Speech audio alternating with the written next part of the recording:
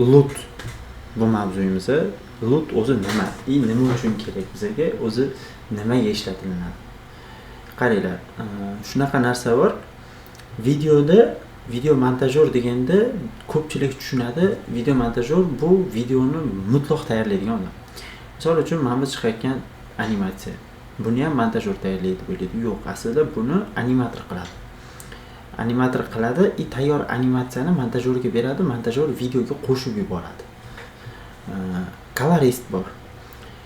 Colorist videolarni bo'yab beradi. Misol uchun cho'rna-beli olingan videolar bor, rangsiz olingan videolar bor yoki rangi pastroq olingan videolar bor yoki videodagi ssenariyga, atrof muhitga mos holatda videoni bo'yab beradi. Aytaylik, lut shu uchun kerak. Ya'ni videolarni bo'yash uchun S-log degan format bor yoki bo'lmasa C-log yoki log format bor. Bu log format nima uchun? Kino olgani, klip olgani, yana boshqa bir qancha professional roliklarni olgani log format ishlatishadi. U log formatga color beriladigan bo'lsa, u ancha yaxshiroq, osonroq, chiroyliroq rang chiqadi. Men bu обычный telefonda kamerasida olgan videoga qaraganda professional kamerada olingan log format boshqacharoq bo'ladi. Hozir men ko'rsatib o'taman, aytib chekkasida ko'rib tushunib olsangiz bo'ladi narsani. Qarang, colorist o'sha logni beradigan inson, o'sha log formatga rang beradigan inson. Animator bo'lsa, animatsiyasi beradigan odam. Motion grafistlar bo'ladigan bo'lsa, grafika yasab beradigan odamlar. Misol uchun aytaylik, Marvel'lik kinolarda aslida grafika ishlatiladi. U grafikani yasab beradi. Bu yoqda colorist bo'yab beradi, hammasi o'rtada bitta narsani yig'ib beradi-da, keyin hammasi tashab beradi-da, keyin oxirida montajyor hammasini bitta joyga yig'ib turib, butun boshli bitta kino qilib yasaydi. Yoki bitta rolik qilib yasaydi. Lekin degan tushuncha bor. Siz ishga kiradigan bo'lsangiz, qaytgadir. Misol uchun sizdan ham colorni so'raydi, ham animatsiyani so'raydi, ham grafikani ham so'rashi mumkin. Ayrim bir kallasi bilan urushib qolgan rahbarlar bor. Siz montajyor bo'lsangiz, sizdan oldingizga borib grafika yasab bermanga deydi. Yana bir bola narsalar. U o'zini aqli yetmaganligi uchun har bilan so'rash mumkin. Shunaqa vaziyatlar bo'layotgan paytda siz videoni bo'yashni o'rganishingiz kerak. Videoni bo'yash uchun eng oson narsalardan biri bu tayyor lutlardan foydalanish. Tayyor lutlarni qayerdan olish, qanday qilib Premiere'ga tashlash va qanday qilib videolarda undan foydalanish haqida shu videoda gaplashamiz. Aytib o'tib ketaylik. Qaranglar. Hozir men bundan oldingi darslardan bu dars vaqti uzun bo'ladi. Ya'ni mavzular bir-biriga ketma-ketligi bog'liq. Orasini uzadigan bo'lsam, tushuntirishim qiyin bo'ladi, sizlar tushunishlaring ham qiyin bo'ladi. Shu sababdan mavzular oralarini mutlaq uzmagan holatda mutlaq darsni yozib ketaman. Shu uchun qism qilib ketamiz. Ya'ni birinchi qism, ikkinchi qism, uchinchi qism, to'rtinchi qism qilib ketaman. Toki qaysi mavzugacha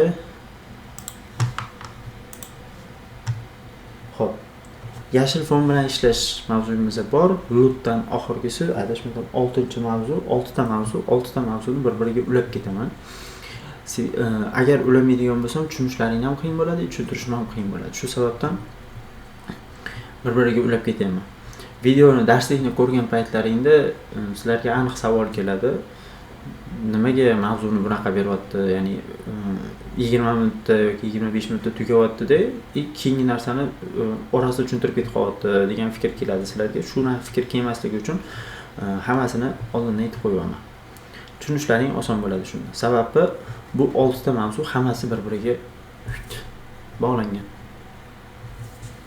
Umumiy rangni o'zgartirish ham colorga kiradi, rang berish ham colorga kiradi, rangni moslash ham colorga kiradi, soya bilan ishlash ham colorga kiradi, yashil fon bilan ishlash ham asnoviy colorga kiradi. Chunki yashil fonni olib tashlashimiz kerak. Colorga aloqasi bor. Shuning uchun hammasini birdaniga hozir tushuntirib o'tib ketaman. Svязник qilamiz. Xo'p, lutlarni istasanglar bepulni ko'chirib olinglar, istasanglar platnikini ko'chirib olinglar. Misol uchun Envatordan podpiska sotib olsalaring, u yerda juda ham ko'p lutlar bor, bemalol ishlatsalaring bo'ladi. Demak, lut uchun biz yozamiz lut для Premiere Pro бесплатный deb yozamiz. Bu besplatnisi ham chiqadi, platnisi ham bor. Bemalol olib ko'chirib ishlatsalar ham bo'ladi mana. Envatorda platnisi. Xo'p, men bu yerda adashmasam bepul berammikin. Cinematic Loot Collection deb turibdi. Xo'p, buni ko'chirish bosamiz. Bu platniy deyapti. Pastroq tushamiz, mana o'shaga kiramiz. O'tma past tekstda bitta besplatnisi bor ekan mana. Mana. Bepul bor ekan. Adashmasam bepul deyapti, besplatniy deb yozib qo'yibdi.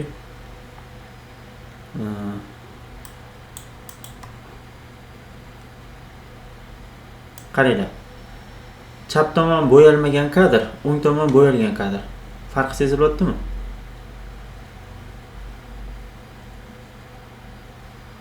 Xuddi shunga o'xshagan raziyasi bo'ladi.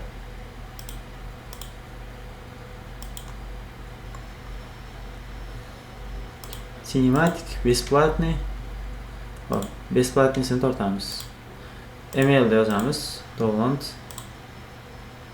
Kapchani belgilaymiz. 1-2 minutda emailingga chek boradi deyapti. Chekdan bemalol ko'chirib olsang bo'ladi deyapti. Xo'p, emailga kiramiz. Kirganimizdan keyin mana keldi. Apply code.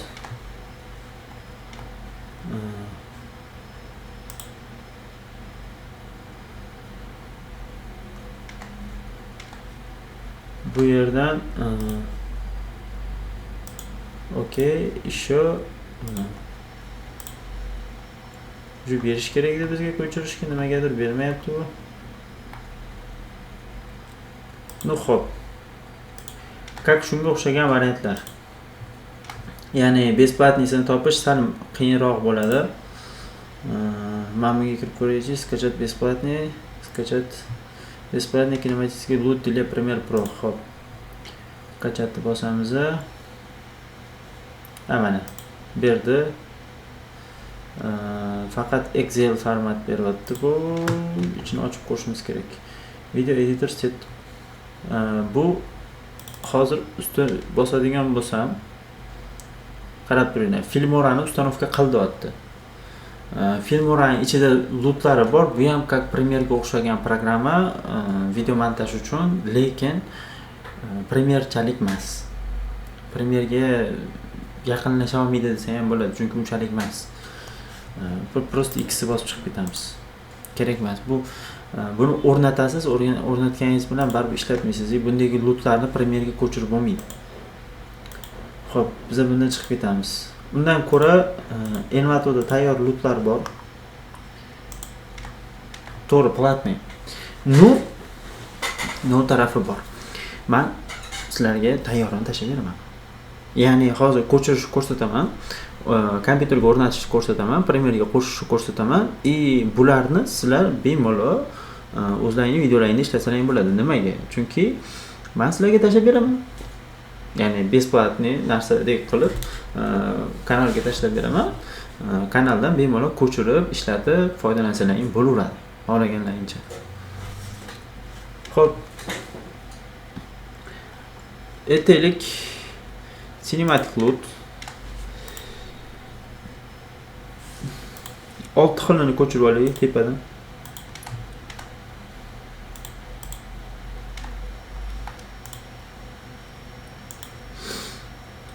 Raziyasi kerak emas bizga, kinematografist.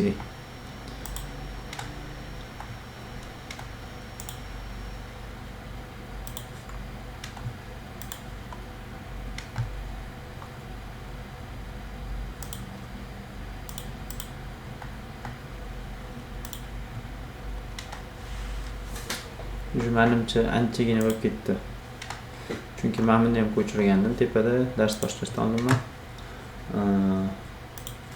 Еще подкаст Premiere Pro Envator Elements. Mana. Как раз 6 bo'libdi o'zi.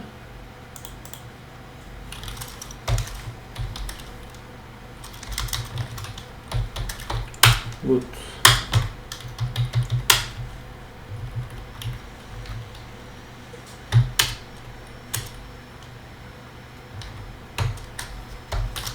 1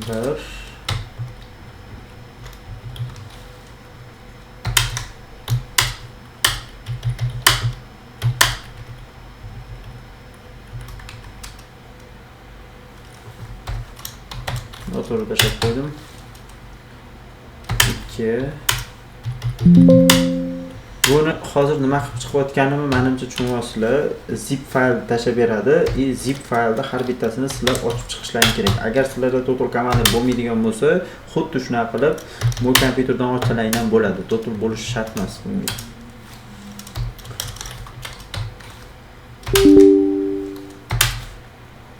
Total komanda 100% bo'lishi kerak degan narsa yo'q bu yerda. Bemalol aynaqadan ochsalaring ham bo'ladi. Ya'ni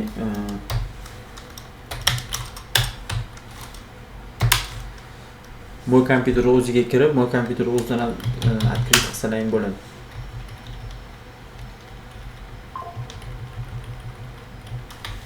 Bu kompyuterdan открыть qilganda ham qanaqa qilasizlar? O'sha hozir men qilganimdek, ya'ni bu kompyuter ochasizlar, prosta papkaning ichiga kirsalaring ko'rsatadi, o'sha ichidagi narsani bitta boshqa papkaga kopировать qilib qo'yasizlar. Bo'ldi. Shu bilan ishlaydi. Xo'p, 5 ta bo'ldi. Endi qaranglar, bu yerda help degan joy bor. Shuni bossalaring, juda ko'pida chiqadi shu narsa. Videoni ochib beradi. Video darslik bu. Ya'ni xuddi sizlarga beradigan darslikka o'xshagan darslik. Juda ko'p effektlarda, переходlarda, yana boshqa narsalarda sizlar internetdan ko'chirib olganlaringda tayyor darslikni o'sha effektga, o'sha pluginga qo'shib beradi o'zi. Nimaga? O'rnatishni bilmaydigan odam o'rnatsin deb. Ya'ni foydalana olsin degan maqsadda.